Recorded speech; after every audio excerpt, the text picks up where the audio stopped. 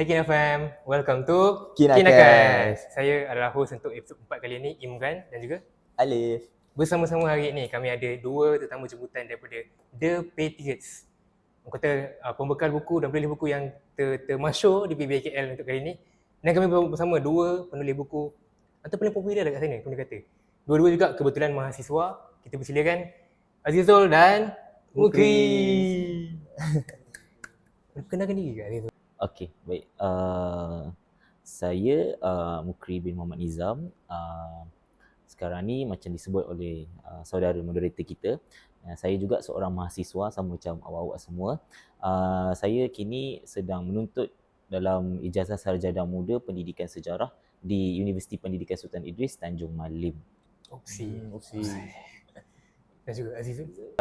Assalamualaikum, saya Muhammad Azizul Farhan bin Muhammad Azizi. Selalu kalau korang baca The Patriots tu adalah nama Azizul Farhan tu keluar kan. Saya merupakan mahasiswa daripada Ijazah Sarjana Muda Pengajian Asia Tenggara Universiti Malaya dan dengan pengkhususan sejarah. Sebelum mulakan dengan topik hari ini agak berat sebenarnya, iaitu sudut sejarah, mungkin kita nak perkenalkan lebih sikit mendalam lagi Mukri dan juga Azizul. Kami dengar sebelum ni yang Azizul utamanya adalah tahun ketiga di fakulti mana? Di Fakulti Sastra dan Sains Sosial. Pengkhususan sejarah je, minor je. Elektif pengkhususan. Elektif pengkhususan. Dan juga ada pemilihan bahasa. Kalau pemilihan bahasa dia ni untuk mahasiswa untuk SIS saja, dan ada 3 bahasa yang diberikan pilihan macam Thailand, Vietnam dan Filipin. Dan saya ambil Thai. Tapi janganlah tanya sekarang. Janganlah tanya. Sawadikap. Dan juga saudara Mukri di UPSI ambil sarjana pendidikan sejarah ya? Muda pendidikan sejarah. Tahun ke berapa? Tahun kedua. Sebelum ni kami buat research sikit lah, kajian sikit. Sebelum ni ada ambil tahfiz Al-Quran saya nak katakan. Di mana ya? Saya sebelum ni dapat pendidikan tahfiz Al-Quran di Akademi Tahfiz Darul Abrar Kuala Lumpur. Kalau nak tahu tahfiz tu sebenarnya digelar famousnya tahfiz Mid Valley. Oh, Valley. Sebab dekat Mid Valley. Sebelah sangat Mid Valley. Kalau perasan Federal Highway ada nampak perasan macam bangunan putih sebelah. Kalau macam menara masjid, macam bangunan masjid, dekat situ tahfiz saya. Oh, itulah tahfiz dia. Dekat je. Mid Valley orang panggil. Kemudiannya alhamdulillah lepas tahfiz tu saya ambil SPM selama setahun, fast track SPM setahun. Kemudiannya menyambung peringkat STPM dan degree sekarang. Alhamdulillah. Dan saudara Azizul juga, sebelum ni kami baca ada diploma di Gombada Gano Tu saya lepas daripada saya habis SPM, saya lanjutkan pelajaran ke UNIZA dalam diploma sejarah dan tamadun Islam untuk 2 tahun. Masa tu 2 tahun lah sebab terkena time COVID kan. Ada 2 short sem. Dan lepas daripada tu saya ke sini. Universiti Malaya ni. Jadi untuk pengetahuan penonton semua, kedua Mukri dan juga Azizul merupakan pengarang bersama untuk kitab Tamadun Utsmaniyah. Jadi berdasarkan latar belakang tadi boleh katalah kenalah tahfiz Al-Quran dan juga sejarah dengan diploma Tamadun Islam. Jadi kita kenal sedikit dengan tetamu kita. Yang mulakan dengan soalan ini iaitu sudut sejarah adakah mitos ataupun fakta? Mulakan soalan pertama. Okey, soalan pertama kita Okey. Tak usah, senang soalannya. Okey, soalan dia. So, apa yang dimaksudkan dengan sudut sejarah?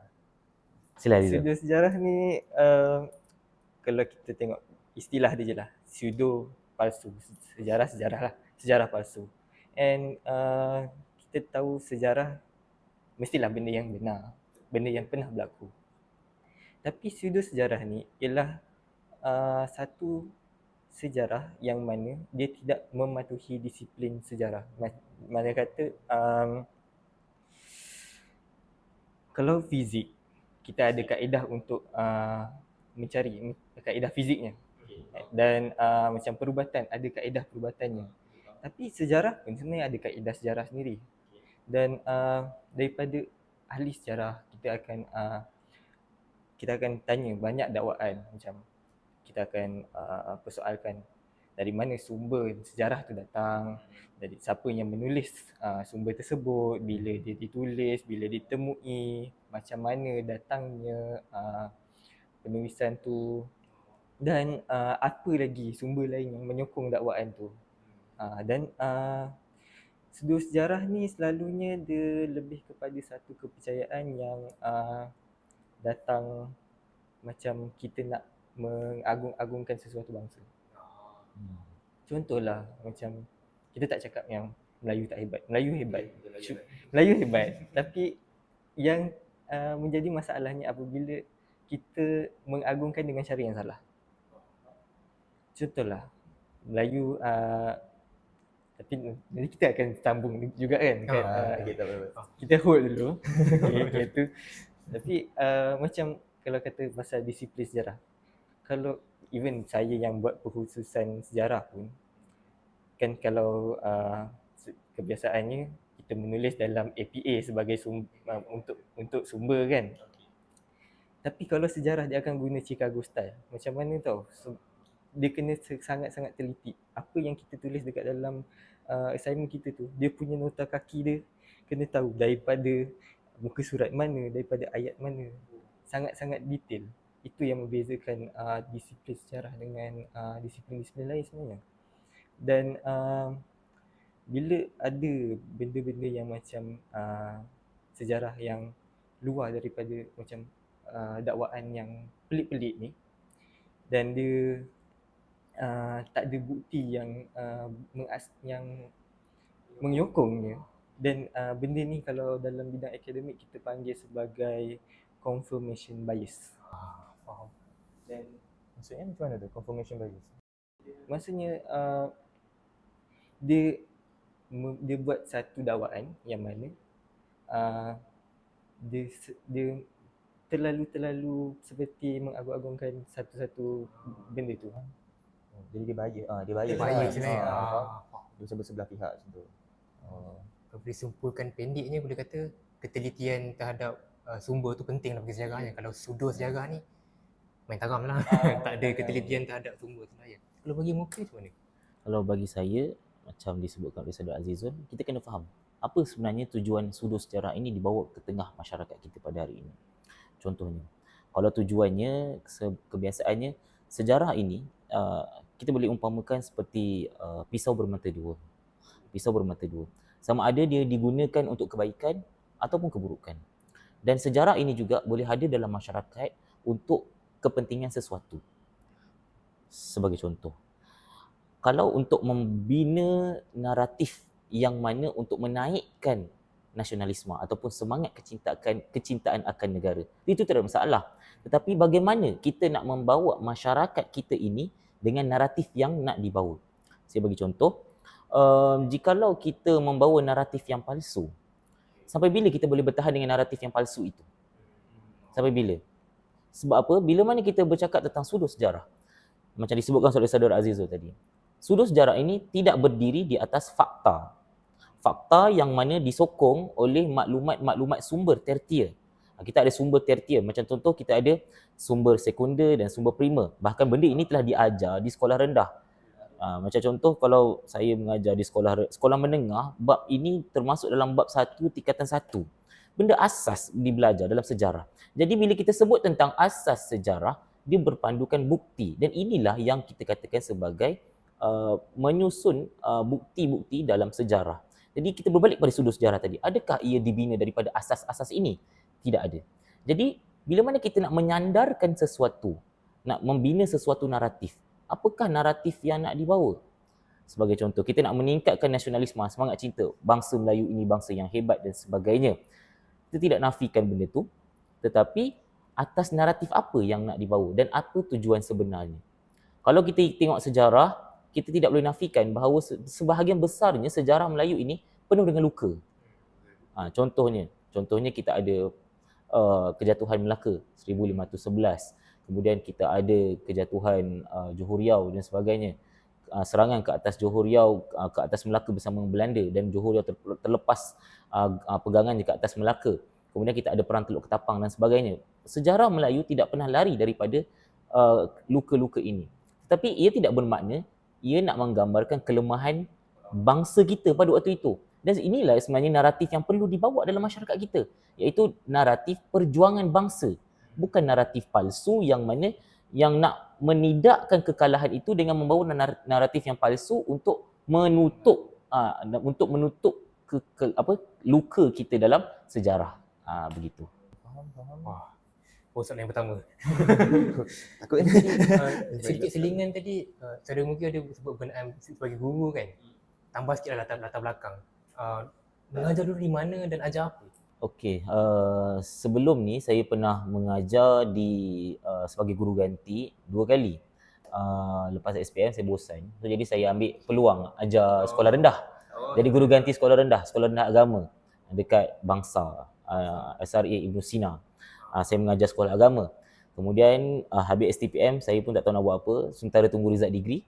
Jadi saya ambil peluang untuk mengajar sekolah menengah pula, sekolah menengah atas. Jadi dekat sini juga saya sebenarnya melihat satu masalah dalam kalangan pelajar kita pada hari ini. Mereka ni minat sejarah. Sejujurnya mereka minat sejarah, tapi mereka tidak tahu bagaimana haluan mereka ini untuk nak dapatkan cambahkan minat mereka. Contohnya, dia orang pernah tanya, cikgu, apa beza zaman Khalifah Abu Bakar As-Siddiq dengan Salahuddin Ayyubi? Jauh kalau kita tengok kaji sejarah daripada timeline-nya. Zamannya berbeza, tetapi mereka minat nak tahu.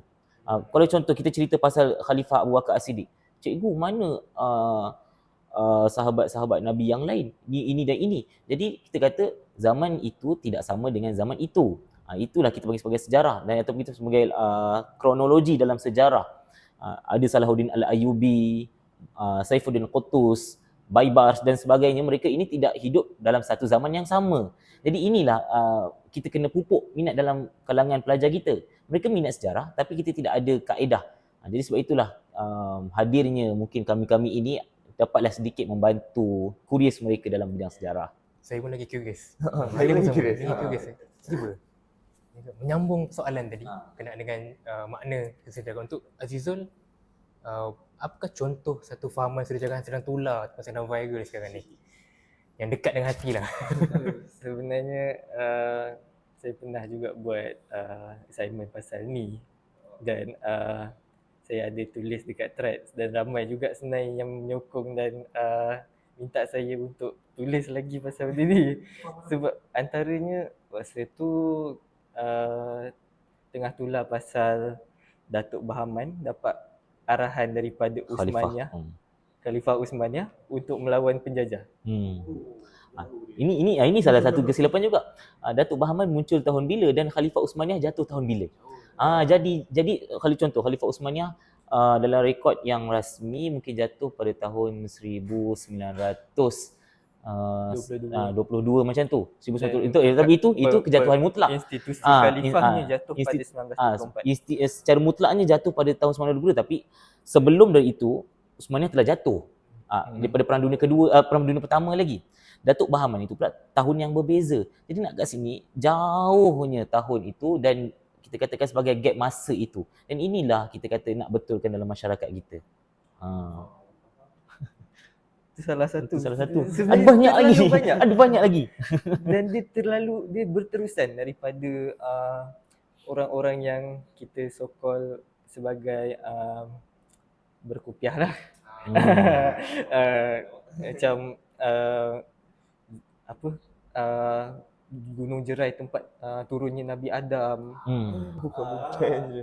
Macam idea-idea yang tak ada asasnya. Asas. Macam saya sebut tadi, asas sejarah mesti ada bukti dan sumber. Tapi bila mana dakwaan ini dibuat atas tujuan untuk menaikkan semangat masyarakat pada waktu itu. Contohnya lagi, Azizul baru sebut sebahagian, ada banyak lagi.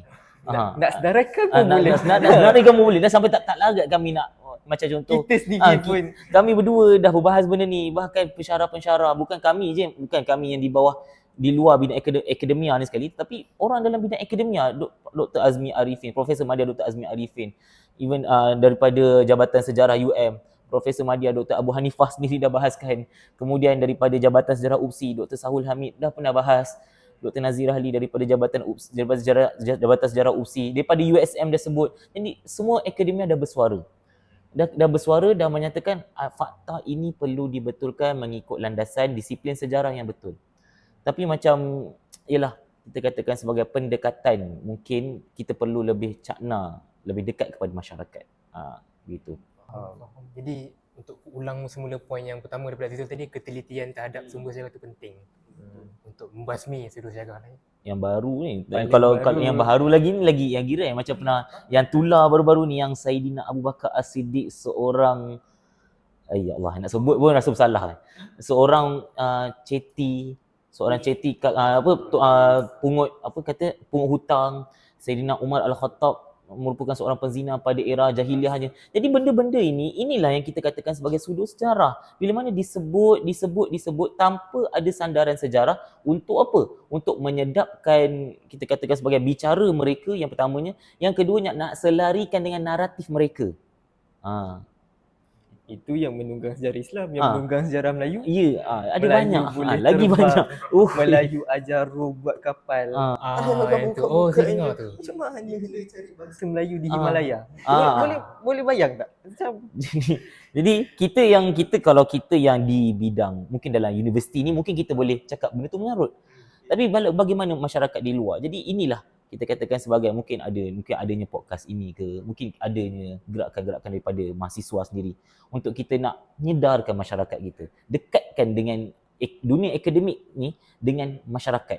Jangan kita jadikan akademik ini jauh daripada masyarakat. Sebab apa? Bila mana masyarakat ini tidak ada orang macam kita ni dalam universiti ni yang ada at least pengetahuan sedikit, mereka akan cari siapa yang dekat dengan mereka.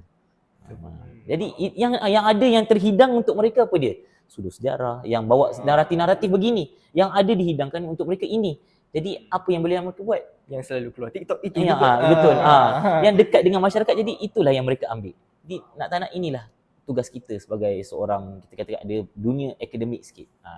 So satu lagi pun kadang-kadang orang ni yang konten-konten kita buat konten-konten sudut sejarah ni pun kadang-kadang dia nak like je. Nak like, Dia engagement. Nak engagement kan. Itu yang boleh dapat tu. Lepas tu nanti bila minta bukti, minta sandaran pun tak ada apa. So kita cari balik. Dia suruh kita cari balik. Pernah buat bergaduh. Sebab saya pernah bahas kemudian dalam MS Studio. Direct komen, ya Allah.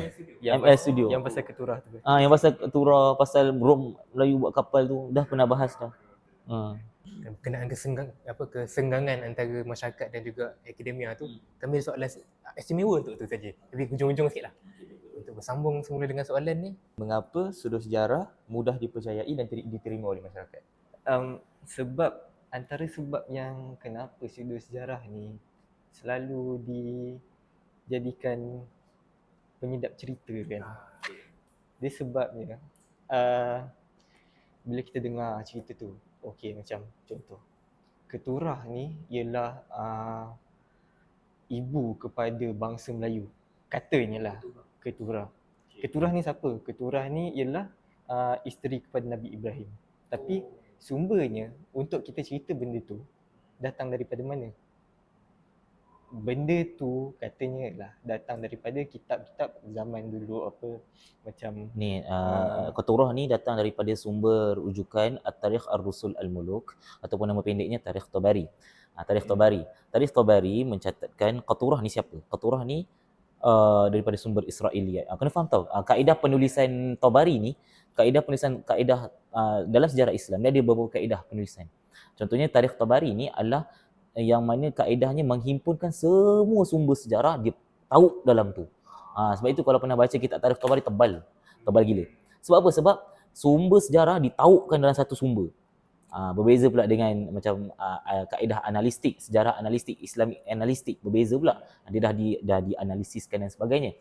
Berbalik pada tadi, Keturah ini daripada Tarikh Tabari yang mana merupakan daripada sumber Israiliyat yang menyatakan bahawasanya isteri ketiga Nabi Ibrahim AS. Tapi bagaimana connection daripada isteri ketiga Nabi Ibrahim boleh menjadi, kena faham tau, Keturah ini berasal daripada kita panggil sebagai tanah Arab pada waktu itu. Tanah Arab, Baitul Maqdis dan sekitarnya. Dan bagaimana tiba-tiba melantun sampai ke Campar, kemudian ke tanah Melayu. Jadi itu kadang Itulah. Tahulah macam mana boleh jadi macam tu. Sebab kan bila kita fikir betul macam dan daripada faktor sejarah satu, faktor geografi pun satu. Ah. Takkanlah jauh. Jauh. Kalau paling-paling pun mungkin naik kapal. Naik unta. Faham tak? Yang pentingnya adalah adakah sumber yang kata apa khusus Yang menyokong fakta-fakta tu. Saya bagi contoh je. Ini saya selalu bagi contoh dekat bila mana saya bagi talk. Contohnya pedang Nabi SAW daripada Kedah. Saya pernah dengar, Cuma ada ni. Okey, apa asas dia? Asasnya, yang didakwa berasas daripada bahasa. Sumber bahasa. Apa bahasa dia? Nama lama Kedah apa? Kataha. Ataupun Kalaha. Nama pedang Rasulullah tu apa? Al-Qala'i. Al-Qala'i, Kalaha. Kataha. Dekat-dekat. Boleh tu? Ya. Halal. Jadi itulah kaedah yang digunakan oleh masyarakat yang menggunakan sudut sejarah ini. Asal sama. Macam contohlah, kita tak cerita lagi yang macam Aziz sebut tadi, yang pentafsiran tentang sumber icing yang manusia boleh terbang tu. Aicing manusia. Melayu boleh terbang. Melayu boleh terbang. Melayu pula tu. Oh. Ada apa ni? Iskandar Zulkarnain ambil biji besi daripada Sungai Batu, Kedah. Ambil apa? Iskandar Zulkarnain macam mana dia boleh datang ke Kedah semata-mata untuk ambil biji besi dan ditempanya untuk kurung Yajuj Majuj? Jauh Britain tu. Satu juga. Kita dapat lihat benda-benda yang didakwa itu. Kita dapat lihat ada perkara yang kita kata tidak masuk akal, tetapi benda inilah yang disuap dalam masyarakat kita. Untuk apa? Untuk meningkatkan semangat nasionalisme yang salah. Maknanya kita nak sandarkan kepada benda yang palsu. Contohnya, masyarakat orang Melayu hebat. Sebab apa? Sebab kita pernah buat itu, buat ini, buat itu, buat ini. Jadi inilah yang kita panggil sebagai sudut sejarah yang kita nak hindarkan daripada masyarakat kita. Kembali kepada disiplin sejarah. Kita ada disiplin, hormati disiplin sejarah tu. Jadi itu bersambungkan dengan soalan seterusnya juga. Apakah bezanya antara mitos dan fakta untuk sejarah? Apa bezanya? Okey, dalam ni menarik. Bila mana kita rujukan sumber teks-teks Melayu. Contohnya kita boleh tengok daripada kalau pernah baca Tufat An-Nafis, karya Raja Haji Fisabilillah. Kemudian kita ada Sulalatus Salatin. Dua ni lah saya mention dulu. Ada banyak sebenarnya tapi kita mention dua dulu. Ada Hikayat Yang Tuah dan sebagainya. Kita mention dua dulu. Okey. Sulalatus Salatin dan Tufat An-Nafis. Kalau kita baca Tufat An-Nafis, asal usul Tufat An-Nafis ni menceritakan tentang asal usul masyarakat Bugis. Masyarakat Bugis. Kalau kita lihat dalam sumber Tufat An-Nafis menceritakan asal usul masyarakat Bugis ini berasal daripada keturunan Balqis, Ratu Balqis di Yaman, Sabak. Okey, ini hulu, ni mitos. Ni mitos. Okey, baik. Kemudian kita tengok pula Sulalatus Salatin yang mana ada kisah Raja Suran. Kemudian kita ada beberapa kisah-kisah yang boleh dikatakan sebagai mitos dalam penulisan sejarah. Tapi kena faham, yang ni kita nak cerita pasal teks Melayu dulu. Bila mana kita sebut tentang mitos dalam sejarah Melayu, ia perlu digandingkan dengan fakta yang sebenar. Contoh saya boleh bagi, dalam Sulalatus Salatin kita cerita tentang Raja Suran, kan? Raja Suran menyerang negeri-negeri di bawah laut. Contohnya, ataupun dalam Sulalatus Salatin dia mention Raja Suran turun dalam laut. Turun dalam laut. Kalau kita baca secara literal, Raja Suran ni Aquaman ke? turun dalam laut, kemudian berkahwin dengan orang di bawah laut, kemudian dibawa ke daratan dan sebagainya. Tapi kalau kita baca secara inilah keistimewaan teks sejarah Melayu yang perlu dibaca dengan kontekstual. Apa isunya? Raja Suran. Kalau dalam sejarah, Raja Suran ini digandingkan dengan watak Raja Chola, Rajendra Chola. Rajendra Chola ini dikatakan menakluk ataupun menjarah. Dia bukan menakluk. Kalau menakluk, dia akan stay ke tempat tu. Tapi dia menjarah. Menjarah ini adalah dia datang ke tempat tu, dah rosakkan semua, dia belah. Sebab apa? Sebab dalam catatan sejarah menyatakan Rajendra Chola ini cemburu dengan kekayaan dan kemakmuran pelabuhan-pelabuhan Melayu di Semenanjung masa tu. Kita ada kerajaan Sriwijaya pada waktu tu. Jadi dia tak boleh tengok. Cakap macam, "Oi, tak boleh lah, macam jealous lah. Aku punya kerajaan hebat, kau pula yang hebat kat sini." Jadi dia pergi serang, dia jarah dan dia belah. Okey, itu satu fakta sejarah. Jadi bila kita tengok teks sejarah Melayu, Raja Surai. Raja Surai ini kan saya sebut tadi Raja Indra Chola. Jadi bila mana kita menyebut tentang kontekstual, saya merujuk daripada ini diajar oleh Profesor Madya Dr. Jalani Halimi. Jadi Dr. Jalani Halimi ni dia bahaskan kepada saya. Sebenarnya Raja Suran itu bukan turun macam Aquaman, turun ke bawah laut, tetapi yang dimaksudkan adalah negeri-negeri di bawah laut. Negeri-negeri di bawah laut itu adalah negeri di tanah Melayu, Nusantara ini. Sebab kita dipanggil sebagai negeri kepulauan, negara-negara kepulauan ataupun Malaya Archipelago. Ya, betul. Jadi itu yang sebenarnya bawah laut, negeri bawah laut. Itulah negara-negara kita. Inilah yang dipanggil sebagai kontekstual, iaitu sumber sejarah perlu digandingkan dengan mitos itu. Perlu kita cari. Sebab dalam Sulalatus Salatin terlalu banyak mitos yang perlu kita kaji semula. Sebab itu Profesor Ahmad ada mengkaji tentang teks-teks Melayu ini untuk kita keluarkan fakta-fakta daripada yang ada dalam buku Sulalatus Salatin ini. Walaupun dia banyak dengan mitos, tetapi mitosnya itu kita cuba gandingkan dengan maklumat ataupun fakta-fakta sejarah. Begitulah. Disebabkan Tufat An-Nafis ni ialah tulisan yang mengagungkan Bugis. Dan dalam Tufat An-Nafis juga ada menceritakan tentang apa yang berlaku ketika Johor selepas daripada jatuhnya dinasti Kesultanan Melaka di Johor dengan mangkatnya Sultan Mahmud mangkat di Julang, tahu kan? Okay.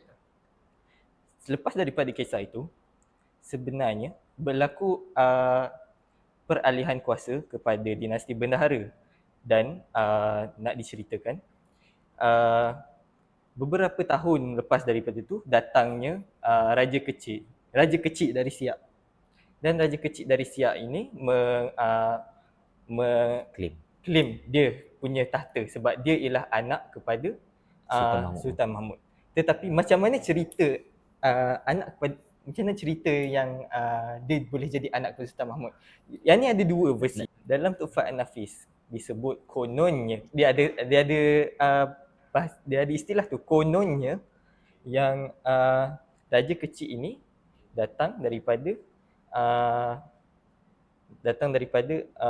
benih Sultan Mahmud, yang mana ketika itu salah seorang dayang istana yang bernama Cik Pong. Okey. Bila Sultan Mahmud dah ditikam oleh Megat Sri Rama, dia tak terus mati. Tetapi ketika dibawa ke istana, nak diceritakan, Sultan Mahmud ni pun panggillah dayang dia. Dia pun cari dayang yang paling dia sayanglah sekali. Dia cakap, "Cik Pong, kau nak tak teruskan darah keturunan Iskandar Zulkarnain dia, yang kita tahu keturunan Raja Melayu ni, Raja Melaka memang datang disebut dekat dalam Sulalatus Salatin datang daripada Iskandar Zulkarnain. Okey. Kau nak tak teruskan waris menjadi nak tak waris tu?" Dan dia pun menelan Cik Pong tu pun nak, dan dia menelan mahnikam Sultan tu. Dia telan dan dia mengandung. Macam benda ni mitos, tapi dia menjadi founding myth kepada Raja Kecil tu. Tapi itu daripada daripada Tufat An-Nafis, dia kata kononnya. Tapi bila disebut dalam Hikayat Siak pula memang betul-betul cakap benda ni memang betul jadi. Memang macam mana dia lagi detail. Dia macam daripada Cik Pong tu, Cik Pong pun lari pergi ke Singapura, pergi ke Puteri Janilan. Dan bila lahir Raja Kecil tu pun disembunyikan sebab tak nak dibunuh oleh dinasti Bendahara. Macam itulah kita boleh nampak macam mana penulisan satu-satu penulisan karya Melayu tu ada bias yang masing-masing dan ada mitos yang masing-masing untuk menguatkan apa naratif mereka. Tapi yang cerita tadi tu semua mitos lah. Kita tak boleh kata itu mitos juga dan kita tak boleh kata itu fakta juga. Walaupun dia macam bunyi macam exaggerated ataupun bunyi macam tak masuk akal ni, tapi bila diikutkan dalam dua buku yang dia kata sangat dihormati lah kan, Salatul Salatin, Sejarah Melayu, kita nak nafikan pun tak boleh, tapi nak terima pun macam pelik. So, jadi di tengah-tengah tu lah ya. Betul. Okey, macam Puteri Gunung Ledang. Dalam Salatul Salatin ceritanya lain. Dalam Hikayat Hang Tuah ceritanya lain. Tapi kalau kita tengok filem lagi lain. Terima kasih. Kalau filem dia boleh Puteri Gunung Ledang ni shock pula kat Hang Tuah tu. Lepas tu dan nak jadikan cerita yang jumpa Puteri Gunung Ledang di atas gunung itu ialah Hang Tuah. Tapi di dalam Salatul Salatin yang bertemu dengan Puteri Gunung Ledang ialah Tun Mamat. Yang ketika itu Hang Tuah sebenarnya sudah tua dan uzur.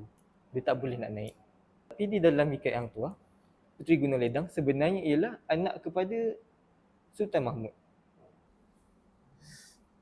Boleh kata tu mana yang betul? Ni yang ni, mana yang betul sebenarnya? Sebab tu kita kena menilai sejarah ni secara rasional. Kita tak boleh nak terima hanya daripada satu penulisan saja, satu sumber saja. Itu sumber yang dah ada. Itu sumber yang dah ada. Bayangkan kalau sumber yang tidak ada ini dan diadakan. Bagaimana kita nak semak tu? Sumber yang dah ada pun kita kena buat banyak kali semakan. Sebab itu dalam antara salah satu disiplin sejarah, kita perlu membuat semak silang dalam sejarah. Dan macam Azizul sebut tadi, rasional dalam sejarah tu. Contohnya, saya boleh bagi, kalau Azizul boleh bagi contoh dalam sejarah Melayu, mungkin saya akan bawa pendekatan dalam sejarah Islam. Mungkin sejarah Islam ada juga membahaskan benda yang sama. Contohnya dalam sumber Islam. Contoh saya boleh bagi sejarah Islam menyebut sumber Islam ataupun dari kebanyakan sumber sejarah Islam macam Bidayah Nihayah. Dalam Bidayah Nihayah karya Al-Hafiz Imam Ibn Katsir menyebutkan tentera Rom pada waktu itu yang berperang dengan pasukan muslimin dalam peperangan Yarmouk berjumlah 200,000 orang. 200,000 orang. Tetapi bila mana kita semak silang dengan sumber daripada Barat dan Eropah, dalam sumber daripada Barat dan Eropah menyatakan tidak pernah ada pasukan Rom yang berjumlah seramai itu pada era itu.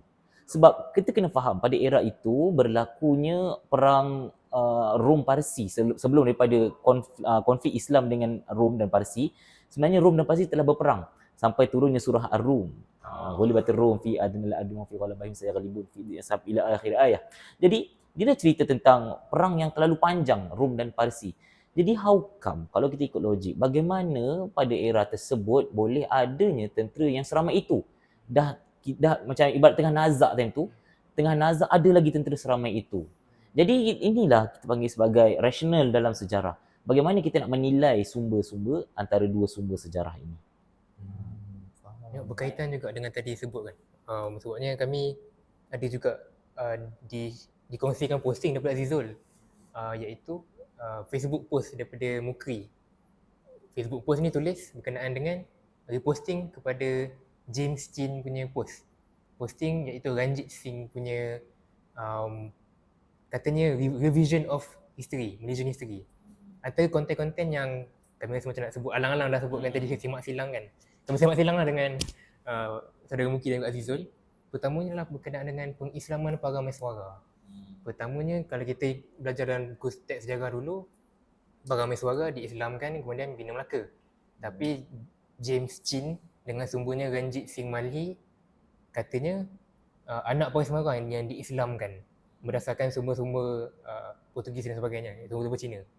Tapi bukan bergantung pada Salatul Salatin oleh Raja Abdul Ghani. Jadi itu nak percaya yang mana? Jadi bila kita tengok sumber-sumber, okey, inilah yang kita panggil sebagai perbandingan sumber ataupun dalam sejarah kita ada satu lagi disiplin iaitu pengadilan moral. Pengadilan moral. Jadi pengadilan moral ni tujuan dia apa? Tujuannya adalah untuk kita menilai sejauh manakah kebenaran sesebuah fakta itu. Okey, contoh kalau fakta A dibawa fakta ini. Fakta B dibawa ini. Jadi kita lihat mana satu pemberat yang lebih berat.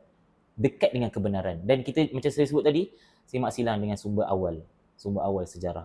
Mungkin daripada Ranjit Singh mungkin ada sumber rujukannya tersendiri. Kalau contoh Parameswara mungkin ada rujukannya tersendiri. Macam saya sebut tadi, saya kembalikan kepada saudara moderator, iaitu kita perlu kembali kepada rasional dalam sejarah. Rasional sejarah dan juga semak silang, dan juga kita panggil sebagai rujukan yang mendalam dalam sumber sejarah. Begitu. Ranjit Singh ada isu juga ni. Ranjit Singh ni bila kita sebut macam saya sebut tadi, apa tujuan sejarah? Tujuan sejarah apa tadi? Tujuan sejarah adalah untuk menaikkan sesuatu, naratif ataupun pihak. Jadi ada juga ini kita kena hati-hati juga. Bila mana kita membaca sejarah ini, kita kena tengok naratif apa yang nak dibawa. Contohnya ada sesetengah pihak yang cuba membawa naratif Melayu ini pendatang. Ada naratif tu nak menyatakan bahawasanya Melayu ini pendatang. Dikatalah Melayu ini datang daripada luar, sama seperti setengah bangsa di tanah Melayu ini. Jadi pendatang daripada mana? Daripada Pulau Sumatera dan Pulau Jawa. Dia macam ibarat macam masuk ke pulau. Pulau masuk ke Semenanjung. Padahal Semenanjung masuk ke pulau. Dia terbalik. Macam mana orang di pulau tu ada orang, sedangkan dia ada di Semenanjung tak ada orang. So jadi itu terbalik. Jadi itulah antara naratif yang nak dibawa oleh sesetengah pihak. Untuk apa? Mungkin ada tujuan yang tersendiri untuk menjatuhkan, untuk menaikkan sesebuah naratif tertentu. Ini juga ada juga terkait dalam beberapa isu yang agak sensitif dalam negara. Contohnya naratif 13 Mei. Itu pun juga ada, macam saya sebut tadi, sejarah ini pisaunya berbilah dua. Sama ada digunakan untuk kebaikan ataupun untuk keburukan. Begitu. Agaknya pisau digunakan untuk kebaikan lah. Sebab itulah kita kena kembali kepada rasional dalam sejarah dan juga kembali kepada objektiviti dalam sejarah. Macam disebut dalam Leopold Ranke, seorang tokoh dalam sejarawan, menyatakan dalam bukunya We Eis English Guischen, dalam bahasa Jerman. Saya hafal perkataan itu sahaja. We Eis English Guischen, yang bermaksud sejarah adalah seperti apa yang berlaku. Itulah objektiviti dalam sejarah. Dan juga sikit lagi berkenaan dengan Ranjit Singh, ada beberapa claim yang dibuat. Ada 5 sebenarnya. Pertama tadi adalah Parameswara, kedua adalah Melayu bukan bumi putera. Katanya Melayu itu datangnya daripada Riau, daripada Jawa, Sumatera sebagainya, dan semasa benda sebenarnya benar, bumi putera adalah orang asli. Jadi dia diceritakan tadi lah. Ketiga pula adalah pengasas Kuala Lumpur, sama ada Raja Abdul Ghar ataupun Sultan Puasa ataupun Yap Ahloi. Jadi ada mungkin saudara Azizul kan ada. Ni Azizul. Kalau sejarah Kuala Lumpur, okey. Sebenarnya saya boleh cakap lah yang Yap Ahloi bukan pengasas Kuala Lumpur. Dengar tu. Sebelum Yap Ahloi sebenarnya ialah kapitan Cina ketiga di Kuala Lumpur. Sebelum tu ada 2 lagi kapitan Cina, yang mana salah seorangnya saya tak ingat nama, tapi dia yang menjemput Yap Ahloi daripada Melaka untuk datang membuka lombong di Kuala Lumpur, di Ampang. Perang Kelang. Datang pun lepas Perang Kelang. Tapi Sultan Puasa jauh lagi lama daripada Yap Ahloi, dalam sekitar 1860-an macam tu, di mana rumah-rumah di Kuala Lumpur pun beratap nipah, berumah kayu. Dan Sultan Puasa membawa orang-orang mendeling untuk membuka Kuala Lumpur di sekitar kawasan kita boleh kata Bukit Nenas atau masa tu sebagai Bukit Gombak. Bukit Gombak. Rumah saya. Tapi kita nak cakap pasal Sultan Puasa ni, lama baru kita tahu yang Sultan Puasa ni ialah sebagai antara orang yang mengasaskan Kuala Lumpur. Orang terawal selain daripada Abdullah Hukum dan Raja Abdullah. Sebabnya ketika berlakunya Perang Kelang, Sultan Puasa dan beserta orang-orang mendeling, mereka berada di bawah pihak Raja Mahdi, iaitu orang yang menentang Tunku Kudin dan bersama dengan British lah masa tu. Tapi Yap Ahloi pula berada di dalam pihak Tunku Kudin. Selepas daripada Sultan Puasa terpaksa berundur daripada Kuala Lumpur, ada lagi sebenarnya orang-orang Mendeleng yang tinggal di Kuala Lumpur, terutamanya di kawasan Chowkit. Macam ada sebuah rumah yang pernah kalau korang pernah pergi ke Balai Seni Negara, di luarnya ada sebuah rumah yang bernama Rumah Degil. Kalau berkesempatan cuba tengok. Itu adalah antara salah satu keturunan Sultan Puasa punya rumah. Dan antara orang yang terkenal dengan Sultan Puasa ni ialah Sheila Majid. Sheila Majid? Sina Sekarang kan? Dia? sebenarnya keturunan? cicit kepada Sultan Puasa. Bila kita sebut tentang sejarah Kuala Lumpur ni, macam disebut oleh saudara Azizul, kawasan yang ditumpukan kajian untuk pembangunan Kuala Lumpur ini tertumpu pada Bukit Nenas. Sebenarnya kalau kita lihat kawasan pembukaan kawasan Kuala Lumpur ni sebenarnya sangat banyak. Kawasan yang contohnya Haji Abdullah Hukum, di kampung Haji Abdullah Hukum. Di sekitarnya juga kita ada kampung-kampung kecil, dan ada juga kajian yang menyatakan bahawasanya kampung-kampung, contoh kampung Haji Abdullah Hukum, juga kampung Kerinci dan sebagainya sebenarnya adalah sebahagian daripada kampung yang besar, iaitu kampung Datuk Tatah. Pernah dengar kampung Datuk Tatah? Pernah dengar nama jalan Datuk Tatah? Belum ke? Kalau pernah pergi ke Pantai Dalam, ada satu nama jalan namanya Jalan Datuk Tatah. Dekat KL pun ada satu nama Jalan Datuk Tatah. Dan benda ini sebenarnya hilang dalam catatan sejarah. Dan hampir tiada kajian yang mengenai tentang tokoh-tokoh pembangun daripada kalangan Bumiputra di Kuala Lumpur ini. Jadi inilah yang kita nak bawakan ataupun kita panggil sebagai tanggungjawab kita sebagai orang sejarah. Kita nak sebenarnya nak menulis semula, nak mencari sumber-sumber ini untuk membawakan sebenarnya lagi awal daripada Yap Ahloi dan sebagainya. Sebab inilah kita panggil sebagai nak menafikan, sebab kita nak menafikan naratif bahawa Melayu ini pendatang. Dan ada satu lagi naratif yang nak kita bawa sebenarnya, yang dibahaskan, yang disebut oleh Frank Twistenham. Orang Melayu ni malas. Oh, sebenarnya saya pernah dengar. Orang ni Melayu malas. Jadi Ada ahli politik cakap tu. Jadi bila mana kita membawa bukti-bukti orang Melayu ini pembuka Kuala Lumpur, kita sekaligus dapat memadamkan naratif British yang mengatakan bahawa orang ini Melayu malas, mengharapkan British semata-mata.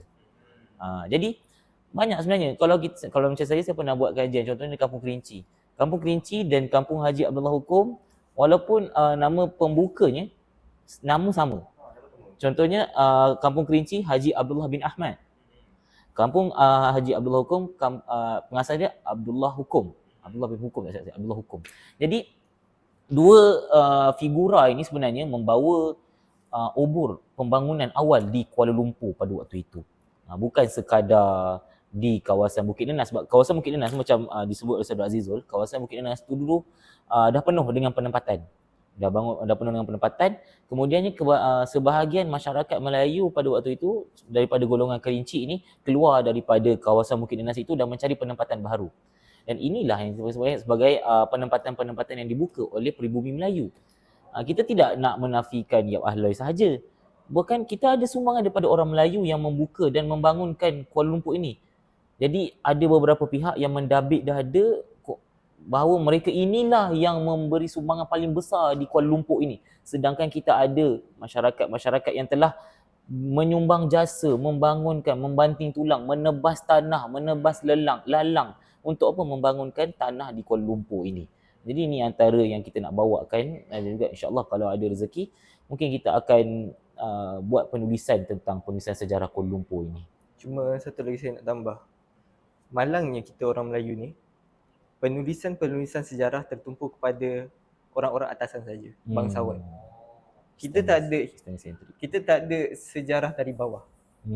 Kita tak tahu orang-orang biasa, petani buat apa, siapa yang membuka. Kita cuma tahu, oh raja ni yang suruh orang untuk buka tempat tu. Tapi siapa yang buka tempat tu sebenarnya? Sebab sejarah macam contoh macam disebut Ustaz Azizul, sebenarnya kebanyakan sejarah Melayu ni berpusatkan istana ataupun dipanggil istana sentrik. Istana sentrik. Jadi kita tidak ada sejarah berkenaan masyarakat ini tak ada dalam sejarah Melayu sehingga zaman moden. Ya, ditulis oleh Syed Hussein Alatas. Syed Hussein Alatas, Sejarah Kalau Rakyat. paling awal pun kenang-kenangan Selangor. Itu sahaja yang paling adalah tentang penulisan masyarakat di bawah. Jadi mungkin nak cari sumber tu agak susah, tapi mungkin boleh dimulakan macam saya buat tentang kajian Kampung Kerinci tu, saya menemubual kajian temubual Dengan masyarakat yang duduk dengan waris Haji Abdullah bin Ahmad. Waris yang kelima itu saya temubual hari tu. Jadi nak ceritanya kat sini, memang ada entiti ataupun masyarakat Melayu yang telah membuka penempatan di Kuala Lumpur ini. Bukan kita nak kata hanya sesetengah kaum saja yang berjasa di Kuala Lumpur ini, tetapi ada titik peluh hasil orang-orang tempatan pribumi Melayu ini yang membanting tulang untuk membuka bandar Kuala Lumpur ini. Faham? Jadi sebelum ni sebenarnya ada sebutkan berkenaan dengan kesenggangan antara masyarakat dan juga akademia. Boleh kaitkan juga dengan penulisan. Bila penulisan kan berkisarkan istana, maka yang dapat akses kepada penulisan itu juga adalah golongan-golongan kaya, golongan-golongan yang sebelumnya akademik sahaja. Sekarang golongan-golongan yang hanya di Menara Gading. Jadi golongan-golongan orang biasa yang tak tahu cerita-cerita orang biasa ni, tak ada akses, kemudian assume. Kemudian macam dengar sudut sejarah macam seronok. Dengar percaya itulah. Adakah ada kaitan antara tu, penulisan dan juga masyarakat? Sebenarnya kita kena berbalik kepada dasar pendidikan Melayu. Kita kena berbalik kepada pendidikan Melayu sebenarnya. Ini antara kepakaran yang di UPSI lah, kami kaji benda ni. Kenapa masyarakat Melayu ni suka sangat terpengaruh dengan benda-benda macam ni? Tahyul mahyul dan sebagainya. Sedangkan dunia masa tu dah moden dan sebagainya. Tapi kenapa masyarakat Melayu ni masih berada di kita kata sebagai benda yang sama? Jadi sebenarnya dia terkait dengan kita panggil sebagai mentaliti masyarakat Melayu juga sebenarnya pada waktu itu. Direkodkan dalam buku isu-isu pendidikan Melayu pada era kolonial yang ditulis oleh Profesor Khairi Arifin yang mengkaji tentang isu-isu pendidikan Melayu yang dirujuk daripada kajian-kajian daripada surat-surat laporan kolonial British yang menceritakan sebenarnya pendidikan Melayu ni dah telah ada di tanah Melayu ni. Kita dah ada pendidikan formal, pendidikan agama dan sebagainya. Itu yang pertama kita nak nafikan ada pemimpin yang menafikan ada pendidikan di tanah Melayu sebelum kejayaan Pangkur tu. Tak ada pentadbiran lah, tak ada pendidikan lah. Ni sebenarnya saya nak sebut tapi dah ramai orang ulas, so jadi saya malas nak ulas. Sebab saya pernah ulas benda ni pendidikan, isu-isu pendidikan ini. Jadi bila dia sebenarnya tanah Melayu ni ada pendidikannya sendiri. Kita ada pendidikan, kita bagi pada dua. Formal, tidak formal. Formal, pendidikan agama. Madrasah, pondok, tahfiz. Tahfiz tak ada, pondok, madrasah.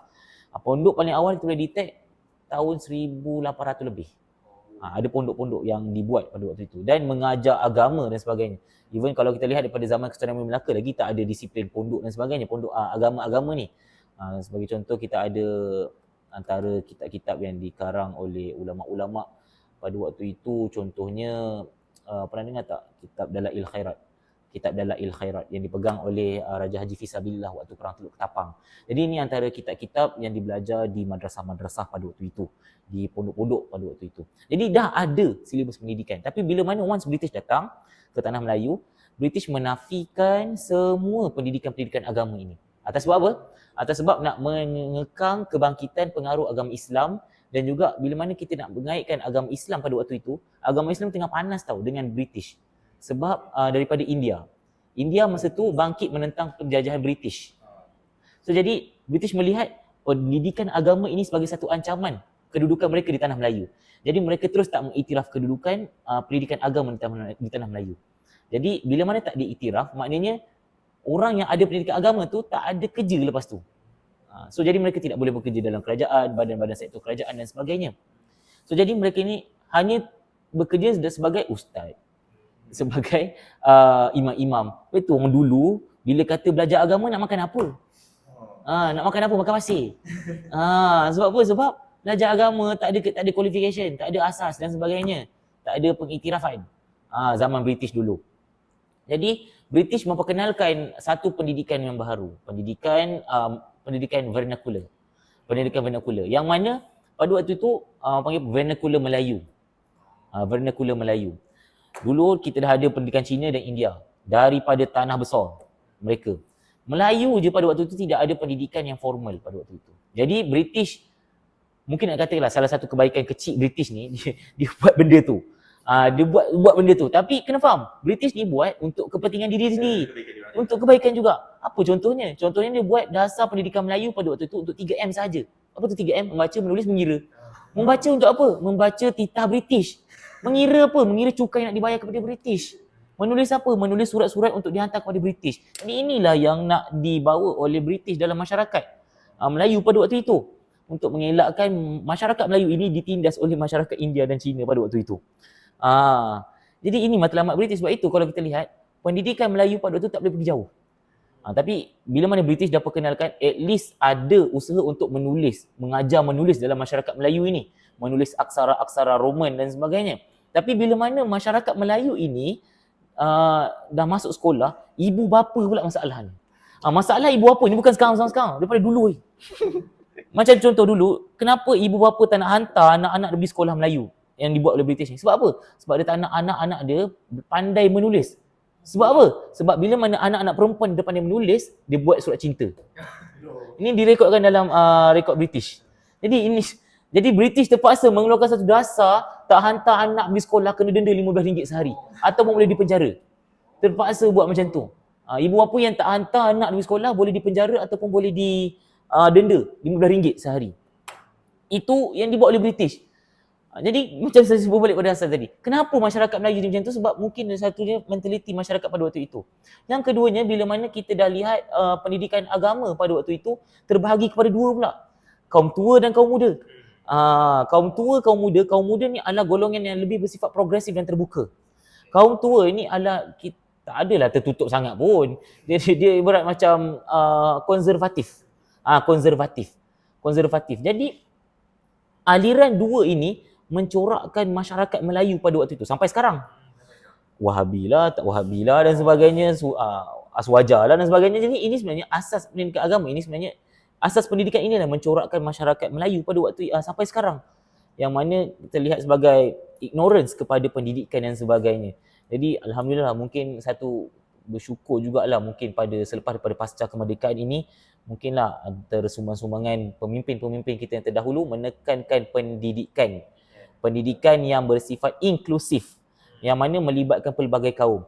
Contohnya daripada dasar pendidikan ataupun laporan razak, laporan penyata razak yang menyatakan memerlukan penglibatan pelbagai kaum dalam satu sistem pendidikan. Yang mana kalau kita kenal daripada penyata razak inilah lahirnya hari yang ditunggu-tunggu oleh cikgu-cikgu, Hari Guru. Hari Guru. Daripada penyata razak inilah. Tapi nak ceritanya adalah penyata razak ini nak membawa perpaduan dalam masyarakat di tanah Melayu pada waktu itu. Jadi pendidikan ini sebenarnya satu isu yang agak berat sebenarnya. Sebab ignorance kepada pendidikan itulah yang menyebabkan masyarakat mula terpengaruh dengan budaya-budaya pseudo-history itu. Ini sebenarnya kaitan dia. Pendidikan, ignorance kepada pendidikan dan akhirnya kepada pendedahan kepada maklumat-maklumat palsu yang mereka tidak ada asas untuk menepis maklumat-maklumat palsu itu. Dia nak membuka mata masyarakat, terutama orang muda ni, penting pendidikan dan juga penulisan yang ilmiah dan juga berdasarkan fakta lah ya. Saudara Muki dan juga saudara Azizul kan alang-alang di sini kan. Dengar kata semalam jumpa Duli Yang Maha Mulia Sultan Selangor di PBA KL kan. Tapi kalau cerita pasal Tuanku Sultan ni, dia orang yang memang betul-betul brilliant lah bab sejarah. Sampai ke tahap dia tanya saya, dia tanya semua kat situ, hari ni 29 Mei, apa yang istimewa dengan 29 Mei ni? Wah, kena quiz kat Isa. Wah, quiz pula. Kalau awak jawab apa? Ada PBA kan? Betul tak? 29 Mei, ada apa 29 Mei? 29 Mei 25 Mei birthday adik saya. 29 Mei dah apa? Masyarakat Turki panggil Zafer Günü. Zafer Günü. Yang mana hari kemenangan Uthmaniyah menakluk Konstantinopel. pada tahun 29 Mei 1453. Macam tu sekali Sultan tu. Tuanku Sultan Selangor punya dia ingat tarikh tu. Ya. Dan bila saya persembahkan buku Kitab Tamadun Uthmaniyah, dia tanya lagi, awak tahu tak apa Maharaja Abu Bakar. Maharaja Abu Bakar dari Johor, macam mana dia boleh dapat title Sultan? Cukup emas juga tu. Tapi itu antara isi-isi dalam buku Kitab Tamadun Uthmaniyah tu. Kan beli. Tapi kita cerita je lah. Maharaja Abu Bakar dia bertemu dengan Sultan Abdul Hamid kedua di Istanbul, dan dia diberikan gelaran Sultan. Dan selain daripada itu, dia juga diberikan isteri dan ada seorang lagi adiknya, iaitu dia ni ialah ibu kepada ramai orang-orang intelektual. Macam kita kenal Syed Matoib Latas, Syed Hussein Latas, betul. Dan Datuk On Jaafar, Dato' On. betul. Dia ialah Ruqayyah Hanum. Dia ni dia berkahwin 3 kali, tapi ketiga-tiga keturunannya turun menjadi orang yang berpengaruh di tanah Melayu. Itulah antaranya. Jadi Kalau kata nak tahu lebih lanjut, kena beli buku tu kan. Sampai bila pergi KL? bila kami ada kat sana Sabtu depan, jadi rasanya tu last day. Ahad. Ahad. 7 Jun. 7 Jun. Kita di hari terakhir. Oh ya, kita di hari terakhir. Katanya sebab malam nak sesak-sak Ahad. Lala masa tu lah sesak. Itulah pendidikan jadi sebagai Uthmaniyah. Sebenarnya banyak kalau nak cerita tentang Kitab Tamadun Uthmaniyah kami tulis berdua ni, banyak sejarahnya. Bukan setakat sejarah buku tu, sejarah kami membuat buku tu dia ada sejarah dia. Tak selit sikit macam mana mahasiswa-mahasiswa tapi boleh terbitkan buku dengan Depetrius. Kami macam nak betul-betul boleh masuk sekali. Macam mana tu? Macam mana dapat offer tu ataupun hantar manuskrip tu macam mana? Kalau kata boleh ceritalah pada orang. Saya sebenarnya start dengan saya pernah hantar assignment saya. Assignment kepada Depetrius. Wow. Dia baca Dan di post di website Patriots. artikel ni. Itu saya menulis pasal apa yang berlaku selepas pembunuhan Saidina Ali bin Abi Thalib, yang mana berlakunya Minat sejarah Islam. Kedah assignment aku di bawah sejarah tahun Islam. Cuma dik aku sekarang sejarah Melayu lah. Hantar assignment kepada Depetrius, kemudian diterbitkan artikel. Kemudian somehow bina connection lah untuk terbitkan buku. Sama juga ya? Saya lagi awal, saya rasa masa saya umur tingkatan 3. Lama tu. Sebab saya ni dulu rajin menulis pasal Yahudi. Di media sosial pasal Yahudi. Jadi kalau kenal Helmi Afendi ni, dia PM saya. Di PM saya ada lagi chat tak silap. Dia PM nak join tak Patriot, lepas tu hantar 2-3 artikel, dia tengok macam menarik, dan akhirnya alhamdulillah saya inilah terus menulis. Dan offer pertama daripada Patriot sebenarnya menulis tentang Khulafa' Rashidin. Khulafa' Rashidin tu dah lama sebenarnya bukunya. Daripada tahun la haula wala quwwata illa billah. Daripada saya form 5. Lepas tu masuk form 6, umur 18, umur 17, 18, 19, masa tahun 2024 baru terbit. Lama. Sampai Helmi tanya, kau nak hantar ke tak ni? Manuskrip kau ni. Due date dah berapa kali anjak ni. Dia kata boleh insyaAllah. Ada satu cabaran ni adalah saya pernah tulis dah banyak dah dalam satu pendrive ni. Pendrive tu hilang. Korup. Aduh, korup. Jadi kena buat balik pada awal. Itulah itulah cabaran. Itu baru Khulafa' Rashidin. Tak tanya Uthmaniyah lagi banyak cabarannya. Kita dah sampai 150,000 pertama. Sebenarnya kalau nak tahu fakta menarik, Kitab Tamadun Uthmaniyah ni, kalau yang awak tengok sebenarnya yang pendek itu sebenarnya Taklah pendek. yang dah terbit dah terbit sekarang ni sebenarnya about dalam 30% daripada jumlah asal. Wow, maksudnya memang dipotong lah. Dipotong. Ada kita ada manuskrip asal? Ada. Ada lagi. Tapi itulah sayang tak nak buat kita tamadun Usmaniah kedua, tapi Ada. sebab kalau yang extended tu kira macam kalau movie extendednya. Yang extended punya lagi detail. Lagi detail kami huraikan tentang apa Sultan Usmaniah buat, apa peperangan yang berlaku, makanan jenis apa yang berlaku, makanan apa yang dimakan, jenis makanan apa, makanan yang boleh. Dan kalau dalam kajian dalam buku Kitab Tamadun Usmaniah juga saya ada bawa satu artikel kesihatan. Yang mana antara kalau kita lihat potret-potret Sultan Usmaniah ni, kalau dalam filem lah semua handsome. Okey, betul. Jadi kalau kita nak secara realitinya sebenarnya kebanyakan Sultan Usmaniah ni adalah obesity. Kalau tengok potret, kenapa semua besar? Sebab memang itu realiti masyarakat Sultan Usmaniah. Sebab apa? Sebab diet pemakanan mereka. Mereka mengamalkan zaitun. Tak salah amalkan benda tu, sihat. Cumanya diet mereka pada waktu itu pada zaman Mongol dulu, zaman mereka Turki nomadik, yang mana mereka berkuda setiap hari, bersukan, tapi mereka duduk dalam istana sekarang ni. Duduk istana tak bergerak ke mana-mana, jadi lemak, jadi obesity.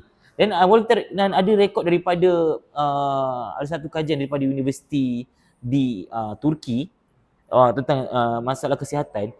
Sebenarnya kebanyakannya Sultan Usmaniah ni mati mengejut, bukan mati mengejut. Banyak rekod kata mati mengejut. Rekod-rekod Usmaniah kata mati mengejut. Sebenarnya tak, kadang-kadang ada gout. Betul, gout, heart attack, serangan jantung. Sebab apa? Pemakanan. Pemakanan. Itu antara yang saya bawa dalam Kitab Tamadun Usmaniah. Tapi kalau extendednya kita dah ada bahaskan makanan jenis apa. Siap ada gambar lagi. Ada gambar, tapi nak macam mana dah pihak penerbit kata tak boleh terbit banyak sangat. So, jadi kita terbitkan yang ada sekarang, itulah yang kita katakan sebagai untuk bacaan lah. Mungkin sekadar cukup itulah untuk pengetahuan masyarakat tentang Usmaniah. Dan kita potong semua tu dalam satu malam. Dan kami buat benda tu, Kitab Tamadun Usmaniah ni sebenarnya due date-nya hampir dekat dengan macam ni. Contohnya minggu depan nak kena hantar. So minggu ini baru kami pulun nak siapkan studio, sebab kami terlalu busy kadang dekat UPSI tu lagi, dengan persatuan pelik-peliknya lagi, so dengan belajarnya lagi dengan Azizul macam ni. Jadi kadang-kadang struggle, kita orang main tarik tali, macam mana nak siap ni, tanya Azizul bila nak siap, nanti kita buat. Jadi kebetulan time tu cuti SEM. Kami sama-sama cuti SEM, kami terpaksa by hook by crook kena siapkan by bulan ni sebab nak hantar bulan depan. Tak silap saya 1 hari bulan ke 31, lupa. Hujung bulan tu. Hujung bulan. 31 hari bulan atau 30 hari bulan. Hujung bulan tu nak kena hantar. Jadi by hook by crook kena siapkan bulan ni juga. Sebab due date nak dekat. Kalau tak nanti Helmi bising. Nanti bos bising. So jadi nak kena siapkan juga. Puluh nak tulis malam tu. Kita orang ingat kita orang berjaga dekat satu kedai restoran makanan segera, tak boleh sebut sebab dia tak taja kita. Dia tak taja kita, so kita tak sebut. Kami lepak dekat kedai makanan segera tu sampai pagi. Sampai pagi untuk siapkan benda tu. Berapa hari? 3 hari? Ke 4 hari? Ke seminggu? Lebih kurang lah. Lebih kurang. Pagi je kita makan mi Jawa. Pagi tu kita makan mi Jawa kat Taman Medan. Duduk dekat sana tu, buat mula sampaikan cleaner tu tengok kita orang. Tak balik-balik. Tak balik-balik. Sebab pagi, tutup. Itu antara cabaran yang dihadapi lah. Yang keduanya, cabaran bila menulis ni, ada format. Format pula kena ikut format editor. Bukan format kita. Macam saya ni jenis macam tak suka tengok ada ruang-ruang kosong dalam buku. Suka rapat. Kalau tengok Rashidi macam tu. Setiap sisi tu ada gambar dan penuh. Tapi kalau editor nak banyak ruang kosong. Mungkin sebab nak senang nak print dan sebagainya.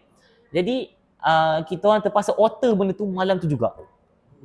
Hantar kat editor kata hantar kat bos dulu. Bos kata okey, tapi ikut format. Ikut format macam mana kena buat balik lah. Kena buat balik. Edit balik. Okey dah hantar, cantik. Alamak, word terlebih. Kena potong balik. Jadi itu antara cabaran-cabarannya yang dihadapi oleh kami lah dalam menghasilkan karya Kitab Tamadun Usmaniah. Tapi kalau 30% saja, tak macam rugi ke lagi lebih-lebihan tu? Tak ada ke plan? Contohnya macam Dunia Tanpa Tembok kan ada 3 kan? Tak ada ke kitab Uthmaniyah 1, 2, 3, 4, 5 mungkin? Tak ada ke perancangan tu? Kami boleh mention the Patriots. Dan kita cuba untuk backtrack balik. Bukan setakat Uthmaniyah je sebab kita sebenarnya dah melompat. Sebab Daripada ramai Khilafah ramai ramai Rashidun. ramai yang komplain. Kenapalah sejarah Islam kat Patriot ni lompat universe? Khulafaur Rashidin dah ada. Tiba-tiba Uthmaniyah. Mana Umayyah dengan Abbasiyah? Nanti dah lompat universe macam betul juga kan. Jadi mungkin projek-projek seterusnya alamak tersebut. Eksklusif dikenakan.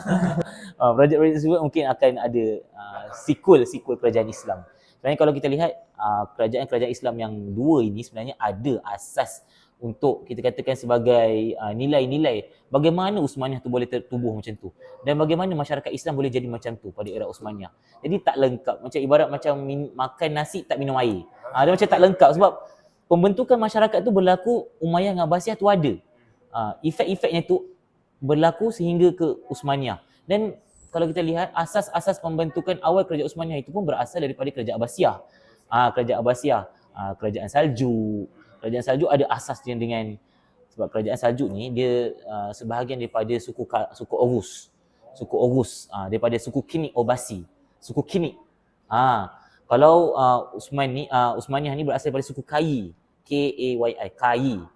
Kai daripada suku Oghuz 12. Boleh jadi Kinik ni ataupun suku Seljuk ni establish pada era Abbasiyah yang telah menjatuhkan Buwayhid di Baghdad.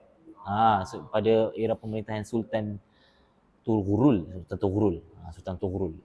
Jadi itulah antara cabaran yang dihadapi oleh pihak kami lah untuk menulis buku dan sebagainya lah. InsyaAllah. Macam baru dapat secebis daripada intipati Kitab Tabur Uthmaniyah. Tapi malangnya kami nak cerita lagi banyak lagi. Malangnya masih mencemburui kita untuk malam ni. Sebagai yang kata macam tiba-tiba tapi macam penutup jugalah. Untuk Azizul dan juga untuk Mukri, ada apa-apa untuk secara kita lengkapkan topik kita hari ni, sudut sejarah, mitos atau fakta? Ada apa-apa langkah-langkah contohnya untuk kepada orang luar sana, mahasiswa, untuk banteras sudut sejarah, untuk berhati-hati, mengelakkan. Macam ni kita nak bila dia orang baca satu konten kat internet tu, macam mana dia nak tahu benda ni betul ke palsu? Apa nasihat? Kalau dari pendapat saya, sebolehnya saya tak khusus pada mahasiswa lah sebab ramai yang di internet ni golongan tua selalunya. Pertengahan. Tua tu kasar sangat. Nenek aku main. Pertengahan. Okey. Dan golongan senior. Sebab kita boleh cakap sudut sejarah ni dia selalu lalu dekat TikTok FYP. Keluar. Sebolehnya kita di komen kita check. Itu paling mudah lah, kita check di komen. Kalau ada orang macam ada orang mempersoalkan mana sumber ni, kenapa cerita dia macam ni, sebolehnya sebagai seorang yang tahu ataupun seorang yang cakna kepada sudut sejarah ni, berikanlah maklumat, info tu di situ. Sebabnya bukan semua orang dapat akses kepada benda ni. Kalau kita mahasiswa, kita boleh sumber, kita boleh buka jurnal, pakai wifi uni, dapat buka Gale, Scopus semua tu. Scopus semua tu. Tapi untuk orang-orang awam ni, dia orang tak ada. So kita sebagai yang ada akses, tak dapat tahu semua benda ni, belajar lagi, sebolehnya kita yang merakyatkan benda tu. Sebab orang-orang ni selalunya orang cuma dapat daripada apa yang diorang mudah je. Kalau kat TikTok orang tu cerita macam tu, dia pun percaya. Tapi dia kena ada orang yang melawan daripada benda tu. Macam kami The Patriot pun ada juga menulis. Kalau ada satu-satu isu, kita counter balik argument. Dan kadang-kadang diorang pula ada pula peminat diorang. Peminat bertaksub. Tapi nak buat macam mana bila kita dah kemukakan bukti, bila kita dah cerita, apa dia punya sumber. Tapi bila pentaksub ni menyerang kita pun susah juga. Kalau boleh dia kena secara bersama. Kalau kita saja benda tu pun tak ke mana. Jadi daripada kesimpulan daripada saya, sebenarnya macam Azizul sebut tadi, kita kena merakyatkan ilmu. Merakyatkan ilmu. Dia ada sebahagian yang saya boleh petik ayat KJ, kita jangan duduk di dalam menara gading sahaja. Tapi ada juga kesilapan daripada ayat dia tu. Tapi kita nak ambil yang baik sahaja. Okay, jadi kita sebagai orang yang duduk di menara gading, manfaatkan apa yang kita ada. Dan satu lagi, pada mahasiswa ataupun orang-orang muda, jangan malu untuk ke depan. Jangan malu untuk ke depan. Kisah dalam bidang apa sekalipun. Bahkan sejarah ke, kita ada ratusan mahasiswa sejarah. Saya buat baru-baru ni persidangan mahasiswa sejarah. Rata-ratanya semua membawa idea-idea yang sangat baik. Jadi kita ada, kita katakan sebagai mahasiswa yang sangat cakna dan cerdik dalam bidang sejarah. Tapi bila mana berlaku satu isu ni, dia satu berita itu saja, tapi mana ramai-ramai mahasiswa sejarah ni dan tak mampu nak counter satu argument yang mudah sahaja. Jadi itulah kita katakan sebagai mahasiswa must be seen, mesti dilihat. Bukan meninggi untuk menyombong, tapi meninggi untuk memberi manfaat kepada orang lain. Khairun nas anfa'uhum linnas. Sebaik-baik manusia bermanfaat untuk orang yang lain. Sebab kita ada ilmu. Ilmu ni kita ada bukan untuk kita simpan. Ilmu ni adalah untuk kita sebarkan. Sebarkan ayatku walau satu ayat. Hadis Nabi. Jadi nak ceritanya kat sini adalah bila kita ada ilmu, pengetahuan, manfaatkan ilmu tu, gunakan pengetahuan yang kita ada untuk memberi penerangan, memberi pencerahan kepada masyarakat. Tak kisah platform apa pun. Nak menulis silakan, nak bercerita silakan. Nak buat live TikTok ataupun kita buat video TikTok dan sebagainya, silakan. Asalkan benda itu sampai kepada masyarakat. Kena ingat, kita duduk dalam IPTA, Institusi Pengajian Tinggi Awam, yang mana menggunakan hasil daripada titik peluh masyarakat di dalam negara kita, Malaysia ni. Kita ada PTPTN, ada yang masuk mengikut subsidi dan sebagainya. Jadi pulangkan semula kepada masyarakat. Pulangkan kepada masyarakat apa yang kita dah dapat di universiti ini. Jadi dengan itulah kita dapat meningkatkan kecaknaan masyarakat kita terhadap isu-isu dan sebagai fakta-fakta yang palsu dalam masyarakat kita ni. Jadi inilah yang kita nak bawakan dalam masyarakat kita pada hari ini, dan juga sekadar nasihat untuk mahasiswa kita pada hari ini. Jadi itu sajalah daripada saya. Yang betul juga. Sebab apa? Sebab kadang-kadang bila kita ada ilmu tapi kita tak betulkan benda yang salah, kita pun sebahagian daripada masalah tu. Sebab kalau bukan kita nak betulkan kesalahan tu, siapa lagi nak betulkan? Kita lah orangnya. Betul. Dan juga ada pepatah yang saya simpan dekat dengan hati adalah daripada George Orwell. The most effective way to destroy a country's people is by denying them of their own history. Jadi kalau dengan lebih banyak sudut sejarah, lebih banyak teori-teori konspirasi yang tak disanggah. Sebab George Orwell saya minat dengan Animal Farm. Dia katakan ni penting lah untuk mahasiswa, dan dia berilmu banyak atau berilmu sikit penting untuk kita betulkan yang salah dan biasakan yang betul lah. Dan banyak lagi topik-topik yang tak sebut sebenarnya hari ni, tapi alang kami kinakan sejam je. Satu lagi yang terakhir. Budaya wacana ilmu dalam kalangan mahasiswa. Tak salah nak enjoy, nak hiking, nak joget dan sebagainya. Tak ada masalah nak buat sebagainya. Kami di UPSI pun ada je macam tu. Kami raikan semuanya. Tapi jangan sampai kita melupakan matlamat asal kita dalam universiti ni, iaitu untuk belajar dan juga untuk menyebarkan ilmu.